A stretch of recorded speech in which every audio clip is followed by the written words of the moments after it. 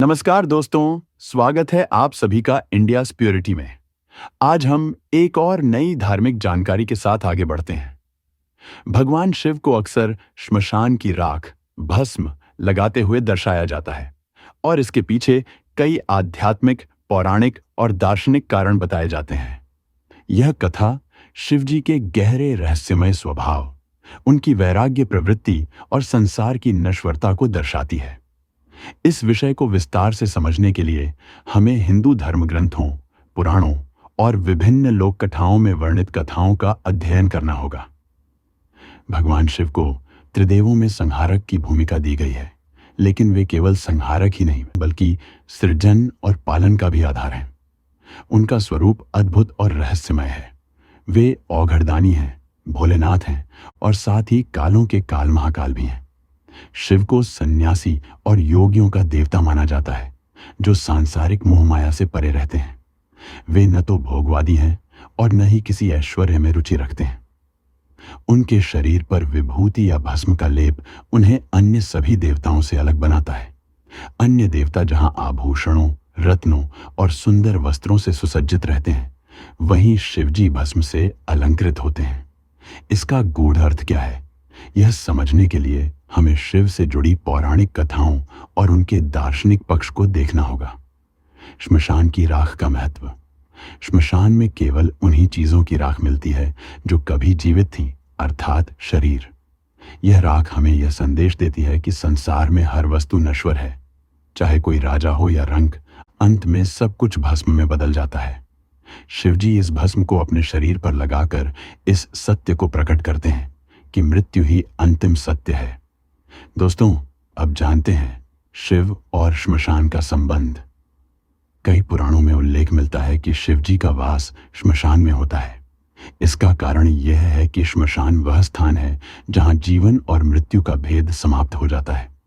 यह वह जगह है जहां मनुष्य की सारी इच्छाएं और अहंकार पैर झलकर राख हो जाते हैं। शिवजी वहां निवास कर यह दर्शाते हैं कि वे मृत्यु से परे हैं और संसार के मोह से मुक्त हैं। अब सुनते हैं भस्मासुर की कथा। भस्मासुर नामक एक असुर ने शिवजी से यह वरदान प्राप्त किया था कि वह जिसके सिर पर हाथ रखेगा वह भस्म हो जाएगा। इस वरदान के कारण उसने शिवजी पर ही हाथ रखने की कोशिश की, लेकिन श्री हरि विष्णु ने मोहिनी रूप धारण कर भस्मासुर को छलपूर्वक उसी के सिर पर हाथ रखवा दिया और वह स्वयं भस्म हो गया। ऐसी मान्यता है कि शिवजी ने उसकी भस्म को अपने शरीर पर लगाया। दोस्तों, जानते हैं दार्शनिक और आध्यात्मिक पक्ष को। भस्म यह दर्शाती है कि यह शरीर नश्वर है। जिस शरीर को हम बहुत सजा संवार कर रखते हैं, वह एक दिन केवल राख में बदल जाएगा। शिवजी इसे अपने शरीर पर धारण कर यह शिक्षा देते हैं कि हमें शरीर के मोह में नहीं फंसना चाहिए, बल्कि आत्मा को पहचानना चाहिए। श्मशान की राख यह बताती है कि जीवन में चाहे कोई कितना भी शक्तिशाली, धनवान या प्रतिष्ठित हो, अंत में सबको भस्म में बदल जाना है। यह अहंकार को समाप्त करने का प्रतीक है। शिवजी अपने भक्तों को यह संदेश देते हैं कि सच्ची बुद्धिमत्ता और शांति तभी मिलती है जब व्यक्ति अपने अहंकार को त्याग देता है। भगवान शिव सन्यासियों के आदर्श हैं। वे सांसारिक बंधनों से मुक्त हैं और अपने अनुयायियों को भी यही सिखाते हैं कि आत्मा का परम लक्ष्य मोक्ष प्राप्त करना है। भस्म लगाना इस बात का संकेत है कि हमें सांसारिक इच्छाओं को त्याग कर आत्मा के सत्य को पहचानना चाहिए। मृत्यु को लेकर हर व्यक्ति के मन में भय रहता है। शिवजी भस्म लगाकर हमें यह सिखाते हैं कि मृत्यु का भय व्यर्थ है, क्योंकि आत्मा अमर है। शरीर तो मात्र एक वस्त्र है जो समय आने पर बदल जाता है। तांत्रिक साधना में भस्म का विशेष स्थान है।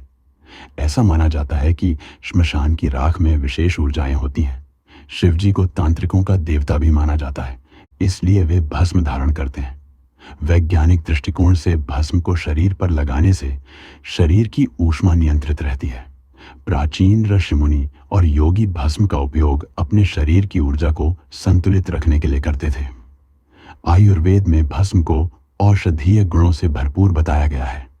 यह शरीर को विभिन्न प्रकार के संक्रमणों से बचाती है और त्वचा के लिए लाभकारी होती है। दोस्तों, भगवान शिव का भस्म धारण करना हमें क्या सिखाता है?